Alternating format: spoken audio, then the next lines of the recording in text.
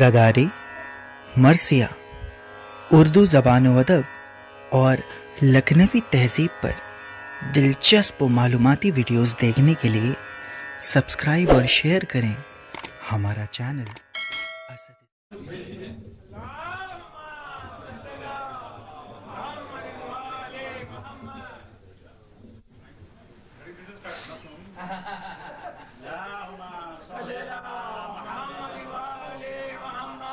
सबसे पहले हज़रत अबू तालिब ने नात मनक़बत का आगाज किया और ये ऐलान रिसालत से पहले का वाक़या है। तारीख बताती है कि जब रसूलुल्लाह की मंगनी की रस्म हज़रत खदीजा के साथ अंजाम पाई है, उस वक्त यानी जब आपकी उम्र शरीफ 25 साल के लगभग थी, उस वक्त जनाब अबू तालिब ने कसीदा मदह रसूल में कहा था, जो किताबों में आज भी महफूज है और वो लामिया कसीदा है, जो हज़रात बाखबर है उससे वो जानते हैं।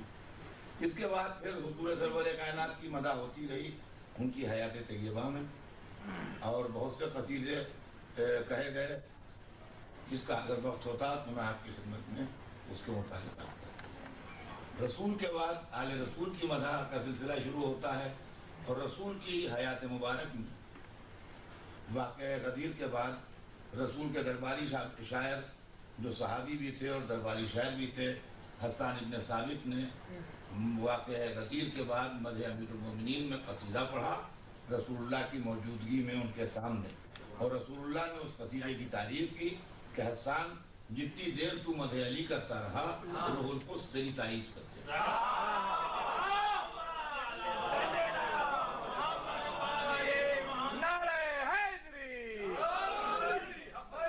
मुसलमानों में दो इस्तिलाहें हैं, बिदअत और सुन्नत। सुन्नत वो काम है जो रसूलुल्लाह के ज़माने में हुआ हो और आपकी मौजूदगी में हुआ हो और आपने मना न किया हो, आपने पसंद किया हो, आप उसमें शरीक रहे हो। बिदअत वो काम है जो बाद में हुआ हो और उसका मज़हब से ताल्लुक न हो। बहरहाल ये मसला कि मजलिसें बिदअत हैं या सुन्नत हैं, ये अपने मकाम पर अलग है, लेकिन ये तो तय हो गया कि मदह अहले बैत की महफिलें सुन्नत।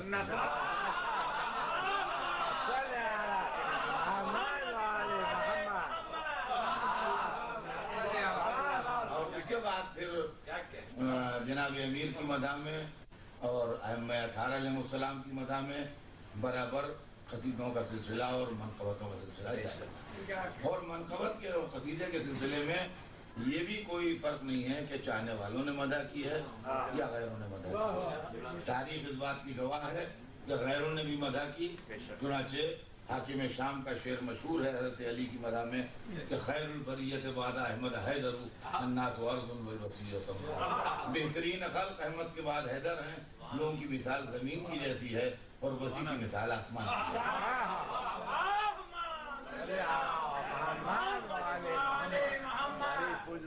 मुसलमानों के एक स्कूल ऑफ जूरिस्प्रूडेंस के बानी और एक मकतब फ़िक़्ह के बानी जो इमाम शाफ़िई हैं, उन्होंने भी मदह अमीरुल मोमिनीन में बड़े अच्छे शेर कहे, और उनका एक बड़ा मशहूर शेर है कि इलामा उलामा व हत्ता मता रातबो फी हुब्ब हाज़िल फता फहल ज़ुबजत फातिमा गैरहू व फी गैरिही हलता। इसका मतलब यह है कि मुझे कब तक मलामत की जाएगी उस जवान की मोहब्बत में, और कब तक मुझसे लोग बिलौते रहेंगे और नाराज होते रहेंगे, कहाँ तक। और मैं अली की दो फजीलतें बताता हूँ, उसका जवाब ला दो। फहल ज़ुबैजत फातिमा गैरहू, क्या फातिमा की उनके अलावा भी किसी से शादी हुई? वफ़ी गैरिही हलता हलता, और क्या उनके अलावा भी हिंदुस्तान में सूरह हलता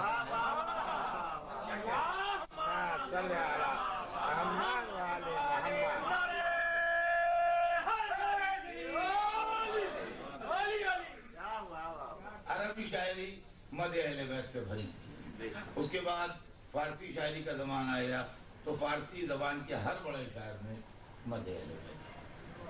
शेख फरीदुद्दीन अत्तार जो खाली शायर ही नहीं थे बल्कि सूफियों में उनका मर्तबा बहुत ज़्यादा बुलंद है, उन्होंने सनत तजनीस सौती में मदह अमीरुल मोमिनीन में बड़ा अच्छा शेर कहा। कहते हैं अस्से नानश लाफता आमद की थी, बस्से नानश हलता आमद। इसके अंदर खूबी यह है कि एक ही आवाज़ सुनाई देती है मगर माने अलग अलग हैं।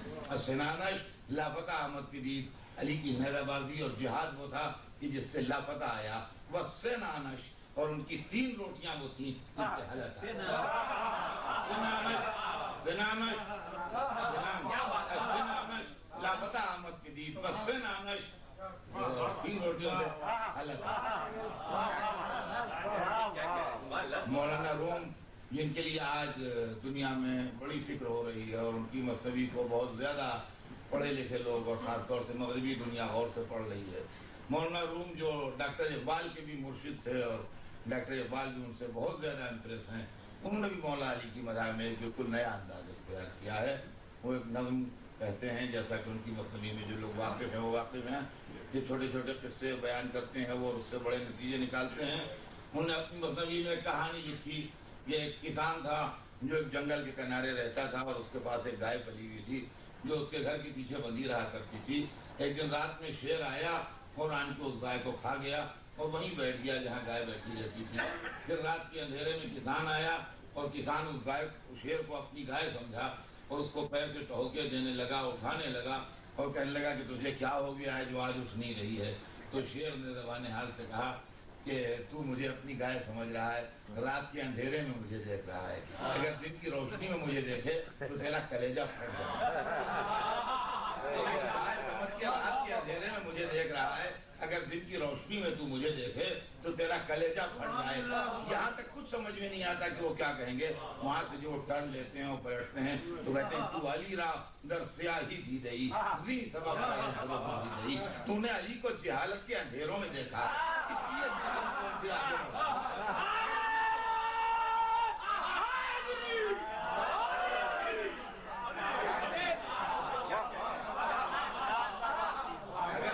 علم کی روشنی میں تجھے علی کا ادراک ہو جائے تو ذرا کلیجہ پھٹ جائے.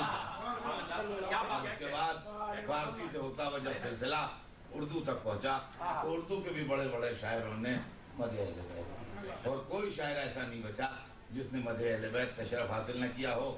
اردو کے سب سے عظیم اور سب سے بڑے شاعر میر تقی میر عجب انداز میں مولا علی کی مداح میں ایک شعر سناؤں گا خالد میر کا.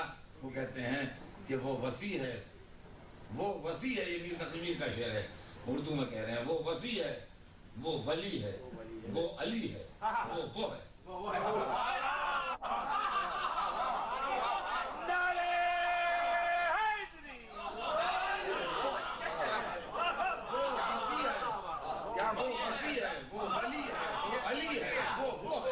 جس سے بالا تر تصور کیجئے تو کچھ نہیں.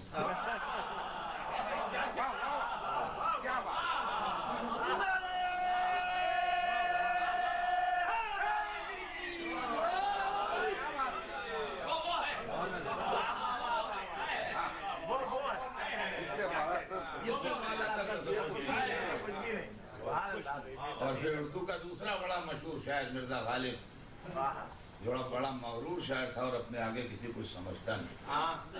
وہ بھی جب درے اہل بیت تک آتا ہے تو اپنے عجز کا اظہار کرتا ہے, کہتا ہے کس سے ہو سکتی ہے مداحی ممدوح خدا, کون کر سکتا ہے آرائش فردوس ولی. مداحی ممدوح خدا کون کر سکتا ہے آرائش فردوس ولی. اور عزیزان گرامی, الحمدللہ آج کی رات تک یہ سلسلہ رہ جاتی ہے. اور اب آج کی دنیا میں بس آخری بات تو شاید وقت بھی میرا تمام ہی ہو گیا.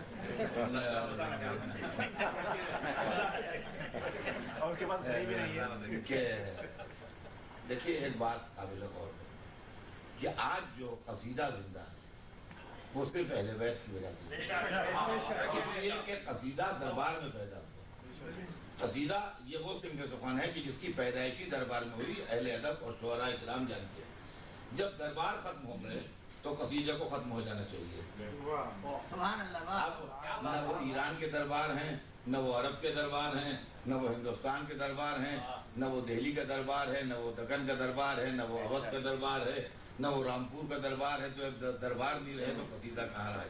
لیکن جن کے دربار اجڑ گئے ان کے قصیدہ خان بھی ختم ہو گئے.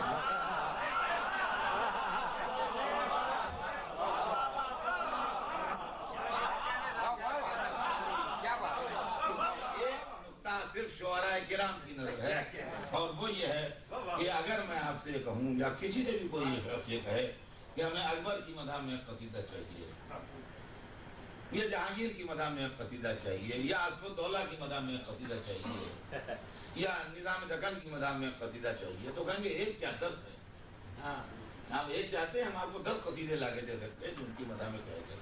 تو ہم نے کہا کہ نہیں، ہمیں ویسا قصیدہ نہیں چاہیے۔ ہم نے کہا کیسا قصیدہ چاہیے؟ کہا جو اکبر کے مرنے کے 200 برس بعد کسی نے اکبر کی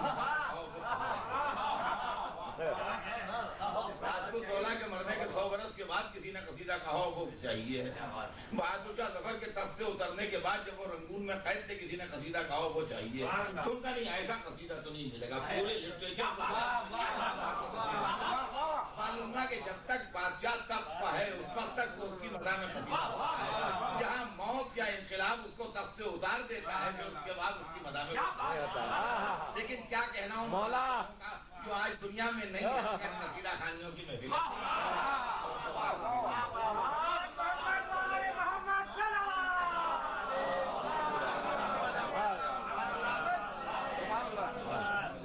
کے ساتھ میں نے فرمائش آپ حضرات کی پوری